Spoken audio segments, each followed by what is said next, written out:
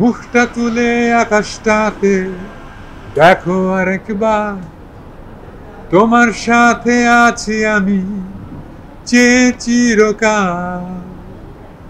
জোছনার আলো যখন তোমার গায়ে পড়ে, আমি তখন থাকি তোমারই পাশে পাশে। আমার স্বাস্থ্য এখন আগের চেয়ে অনেক অনেক অনেক ভালো। আমি প্রচণ্ডভাবে শুকিয়ে গিয়েছি, এটা নিয়ে একটা মিসকনসেপশন আছে সবার। সবার ধারণা হাল্লা সুমন ভাই এত শুকিয়ে গেছে, সুমন ভাই শরীর অসম্ভব খারাপ হয়ে গেছে। ব্যাপারটা তা না, আমি শুকিয়ে গিয়েছি বিকজ আমার শরীর অনেক ভালো হয়ে গেছে।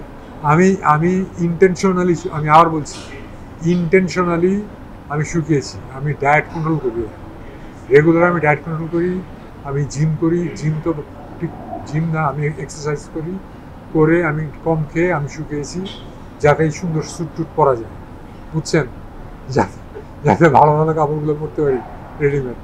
সো আমি শুকিয়েছি ইন্টেনশনালি। আমার শরীর স্বাস্থ্য আগের চেয়ে অনেক ভালো।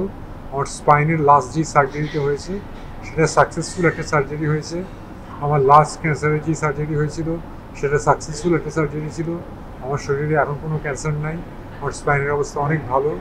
সামনে আমরা ইউএস ট্যুরে যাচ্ছি, সেখানে আমাদের অনেকগুলো কনসার্ট আছে অনেকগুলো স্টেটে। সেই স্টেটগুলোতে ঘুরে ঘুরে ঘুরে আমাদের কনসার্ট করতে হবে। সেই কনসার্ট করার ক্ষমতা আমাদের আছে, আমার পার্সোনালি আমার আছে। সেই কারণেই আমরা কনসার্ট নিয়েছি, সেই কারণেই আমরা যাচ্ছি। আমি এখন অনেক অনেক ভালো একটা অবস্থায় আছি। আমরা ফেব্রুয়ারির 28 তারিখ একটা সলো কনসার্ট করেছিলাম, সেখানে আমরা প্রায় 20টার মতন গান টানা করেছি।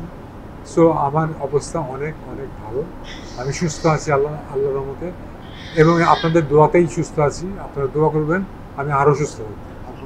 ইউএস ট্যুরটা অ্যাকচুয়ালি বস্টন বাংলা করছে। আমরা এই মুহূর্তে আমরা 8টা কনসার্ট কনফার্ম।